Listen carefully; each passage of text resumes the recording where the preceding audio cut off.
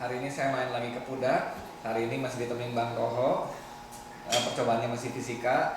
Kita lihat hari ini kita akan melengkapi percobaan yang kemarin tentang alat optik. Nah, ini adalah kit yang lebih lengkapnya. Jadi di episode yang sekarang kita akan bahas lebih banyak pengetahuan lagi ya. Oke, kita sekarang mulai dengan sifat cahaya ya. Kita ngobrol langsung sama Bang Toho. Kalau boleh tahu, kita mau tahu nih sifat cahaya itu sebenarnya seperti apa sih? Ya, Pak Michael, jadi cahaya itu sebenarnya merambat lurus, jadi dia tidak belok-belok, tapi lurus gitu. Oke, berarti kalau misalnya kita lihat dari yang ada di sini ya, ini kan sumber cahaya, kita pakai lampu.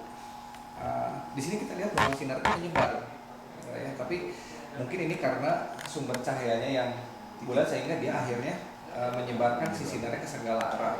Tapi bagaimana cara kita membuktikannya bahwa sinar itu merambat lurus?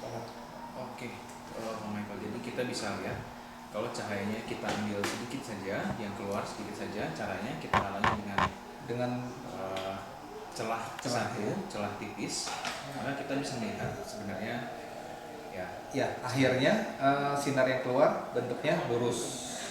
Kita tahu bahwa kita hanya memperbolehkan satu spektrum cahaya yang lewat di celah yang tipis ini. Kita bisa lihat bahwa dia berjalan dengan lurus. Ya, mungkin di sini masih bisa terlihat ada sedikit menyebar karena ini belum terlalu kecil ya Pak. Iya, Ya. Tapi kalau kita mau buktikan mungkin bisa pakai yang dibaliknya. Nah, ya ini kan ada yang dia menggunakan. Nah, kalau pengen tahu di sini ada yang namanya lensa pelurus. Ya, lensa pelurus ini bisa digeser.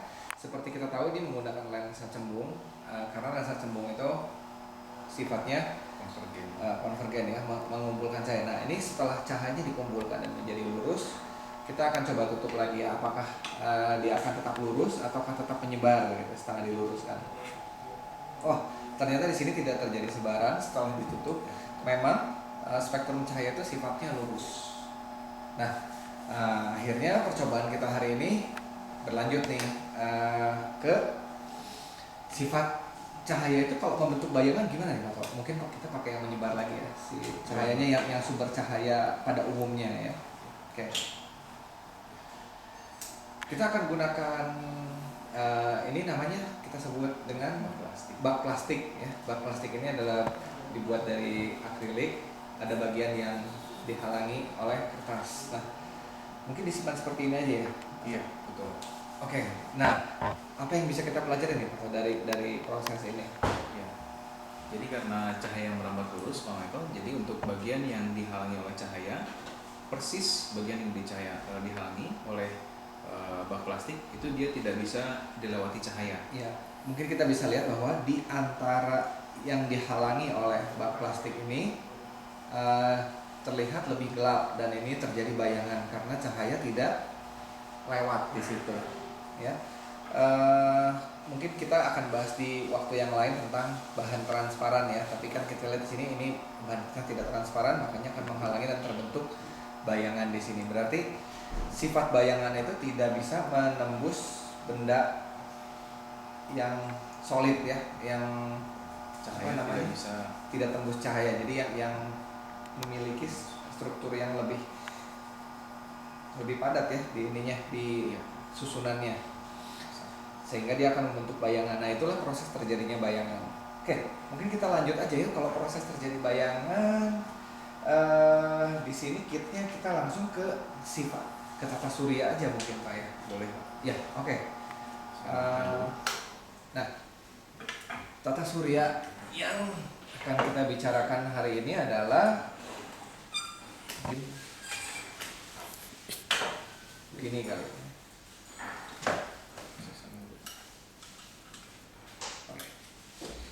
Nah, ini adalah bumi ya. Kita akan lihat simulasi mengenai terjadinya bayangan oleh bumi. Ini adalah sumber cahaya, lampu juga. Kita umpamakan sebagai matahari, ini adalah bumi, dan kita lihat di sini bayangan yang dibentuk oleh bumi ya. Di sini dalam hal ini. Mungkin kita bisa lihat, nah eh, kita bisa lihat sendiri bahwa terjadi bayangan yang lebih gelap ya di sini oleh bumi. Jadi kalau kita berada di sini, mungkin space shuttle yang ada di sini akan mengalami gelap, gitu. Iya. Ya, betul ya, kira-kira seperti itu. Nah, jadi bagian bumi yang di sebelah sini itu malam, dan kalau pas kebetulan bulan berada di sini, nanti kita akan coba apa yang terjadi, gitu ya. Mungkin kita bisa lihat jadinya ada hubungannya dengan musim apa? Musim fase bulan ya. Oke, mungkin di sini udah ada ininya Pak Tawa ya. Iya. Sini boleh validasi.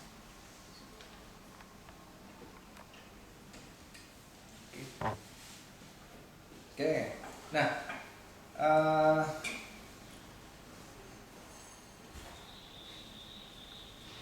fase dalam bulan ini, kalau bulan berada tepat ya di ini kita sebut sisi timur deh, bukan sisi timur ya, sisi sebelah kanan dari bumi ya.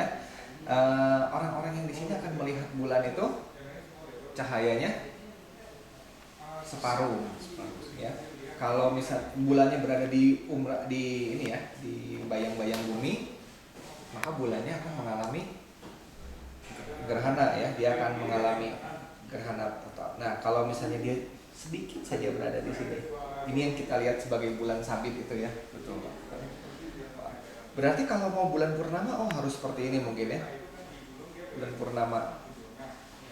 purnama tidak berada di umrah, nah di sini, tapi orang-orang melihat di sini. Nah, ini terjadi bulan bercahaya penuh karena mendapat pantulan penuh, tidak berada di bayang-bayang bumi.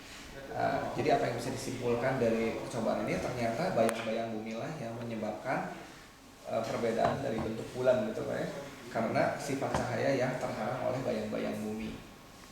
Nah, yang lebih unik lagi adalah yang tadi yang sempat tersebut adalah gerhana matahari dan gerhana bulan. Boleh sedikit dijelasin nggak Pak Tawa? Itu saya kurang paham kalau yang ini bagaimana bisa terjadinya. Iya. Jadi kalau gerhana bulan itu akibat jadi bulan tidak mendapatkan cahaya akibat terhalang oleh bumi, sehingga nanti bulannya tampak gelap, tapi sebenarnya kenyataannya adalah tampak merah Pak. Tampak Karena merah. Iya, karena nanti ada cahaya dari langit senja gitu ya. Oh Di iya. sini, ada langit senja di sini, dua-duanya merah, jadi sehingga bulannya tampak merah. Tapi untuk ketika bulan Berada di antara bumi dan di matahari. antara bumi dan matahari, betul, di sini terjadi gerhana matahari. Wah, kalau gerhana matahari, apakah seluruh permukaan bumi ini akan menjadi gelap? Atau Oh, tidak Pak. tidak? Hanya sebagian. Hanya sebagian. Oh, mungkin karena matahari itu sifat cahayanya datang dari segala arah, jadi tidak mungkin seluruh bagian bumi ini terhalang oleh bulan ya. Iya, betul. Berarti mungkin hanya ada sebagian titik kecil ya yang terhalang tadi ya. Iya, betul. Dikarenakan juga karena ukuran bulan lebih kecil dari buminya sendiri. Ya, mungkin berarti itulah yang sering kita lihat bahwa di sebagian tempat bisa menikmati gerhana matahari total, dan di sebagian tempat lagi hanya gerhana matahari sebagian. Seperti waktu itu beberapa waktu lalu di Bandung, gerhana matahari sebagian terjadi di Bandung, yang gerhana totalnya ada di tempat lain kan? Iya, Belitung. Di Belitung ya, di daerah ekuator itu mendapatkan gerhana matahari total. Jadi itulah sebabnya kira-kira hanya sebagian kecil saja yang akan mengalami gelap penuh. Nah, mungkin itu aja ya yang bisa dibahas dari sifat cahaya, sangat sederhana. Kita akan ketemu lagi mungkin di episode berikutnya, kita akan bahas tentang cermin. Ya. Terima kasih Pak Tawa ya. See you.